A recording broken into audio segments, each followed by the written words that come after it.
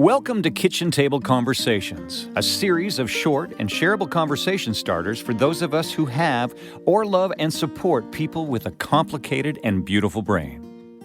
Here's your host, Angela Geddes.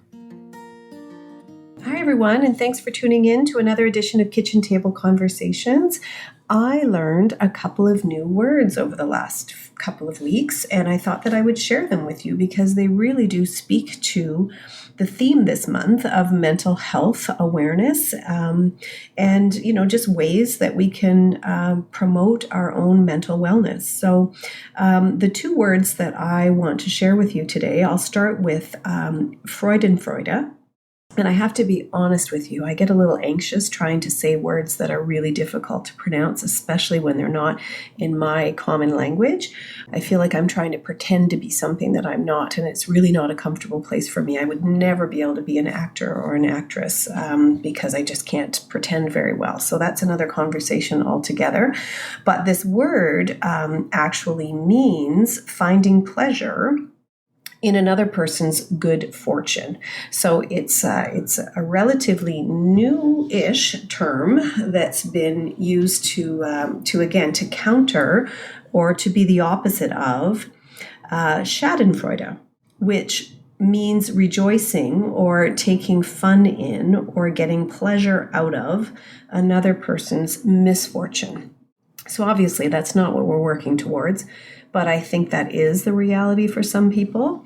But a recent article that I read challenged us all to think about whether or not Freudenfreude could be really linked to our overall happiness.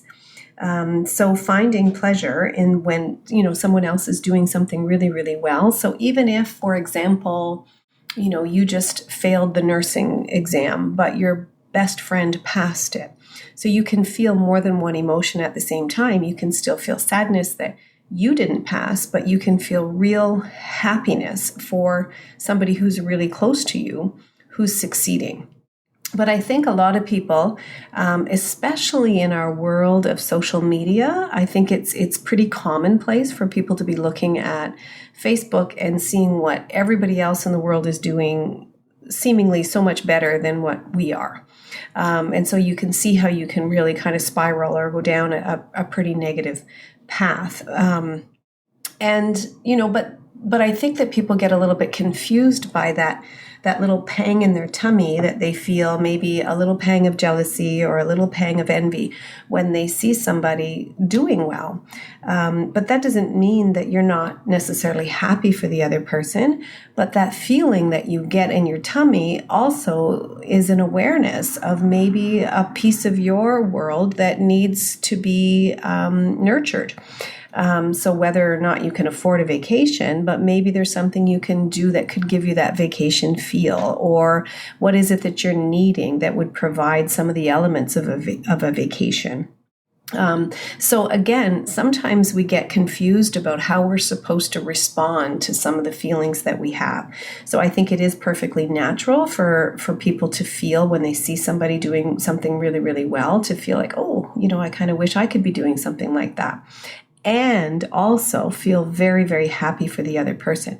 But instead, we feel that we often associate that pang of jealousy with something that's more negative, and then we continue to kind of think down those lines, like, why can't I do something like that? Or why does everything always happen so easily for so-and-so? And why can't things be easier for me? And we can, again, go down a sort of a negative path, but we can retrain ourselves to recognize the feelings, honor them, acknowledge what you're feeling, and then take the opportunity to learn from it. So what can I do with this feeling to put me in a better place, right? And still celebrate. But actually being happy for other people is something that we can train ourselves to do and to be better at. So in psychology, some would use the term positive empathy or empathetic happiness or sympathetic joy. You can check out my website for more information around the benefits of sympathetic joy.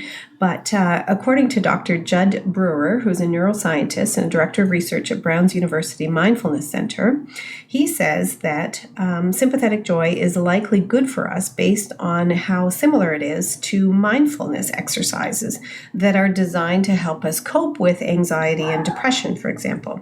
So there's an example that I was taught in my yoga and mindfulness teacher training, and it's an exercise called loving kindness, and it's a meditation where the goal is for you to focus on the well-being of others and to really, say things like, may you be happy, directed at friends or even strangers or people who are even people who are currently making your life difficult, and just sort of reframing it. And rather than holding on to anger and distress, you can wish other people well, and that actually helps us to feel better.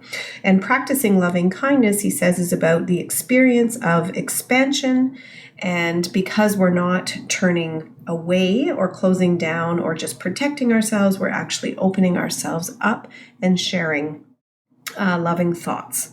So sympathetic joy falls into the category of an experience that can be connecting for us and can really help to energize us. And these kinds of exercises can be really helpful in terms of getting ourselves out of our head and our negative thought patterns and our sort of default mode of approaching or responding to things that are uncomfortable.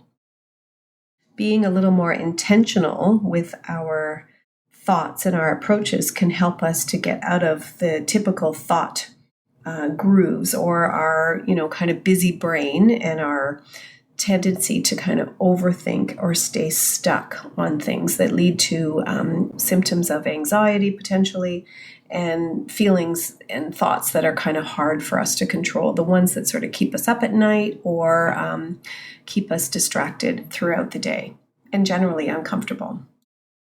So mindful practice can help to deactivate this default mode. And the good news is that we can all kind of train ourselves to actually see the opportunity for joy and happiness in the success of other people.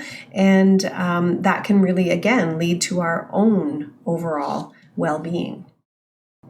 So again, I mentioned that social media can sometimes trigger a lot of envy, but we can train ourselves to look at it differently. Instead of sharing in a friend's joy when they see posts of positive things, oftentimes people tend to make comparisons towards themselves and feel kind of badly about themselves as a result.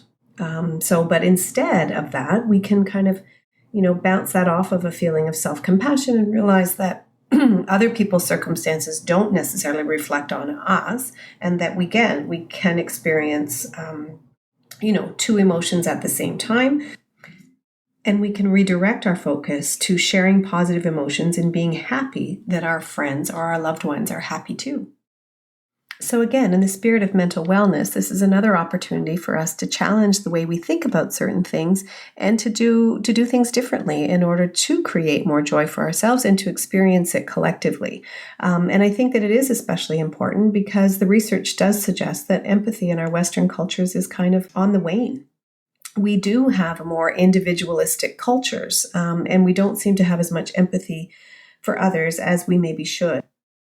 When we are really happy for one another, that's a greater sense of communities being tighter and pulling together and being there for one another. And it kind of challenges the us against them sort of mentality that we've been seeing more of lately.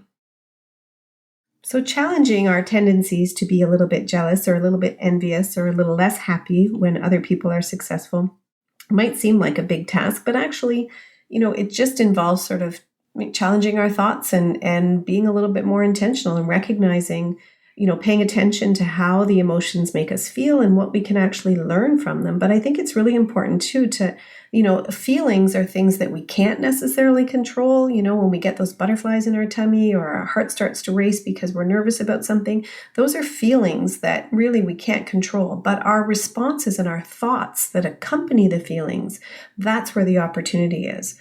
And so we can challenge those thoughts and recognize that vicarious joy, well, it does. It feels better for us. Being jealous and envious and negative, that does not make us better people. It doesn't make us feel better either. But joy, on the other hand, well, it does. And once we realize that, we're going to be more apt to try to lean in that direction and to seek more of it. And, I know people in my circle that are just forever loving and being complimentary and supportive, and you can just feel the joyous energy that comes. And that doesn't mean that they don't have tough moments or tough times, and they experience all the same kind of ups and downs that life has to offer for all of us. But there's just this general feeling of joy and empathy and love for one another that just emulates from people, and that just makes the world a better place. So thanks so much for tuning in. And again, in the spirit of Mental Health Month, these are just some opportunities for us to bring these conversations back to our kitchen tables and to share opportunities to experience more joy, happiness, and support for ourselves and each other. With many thanks, Angela.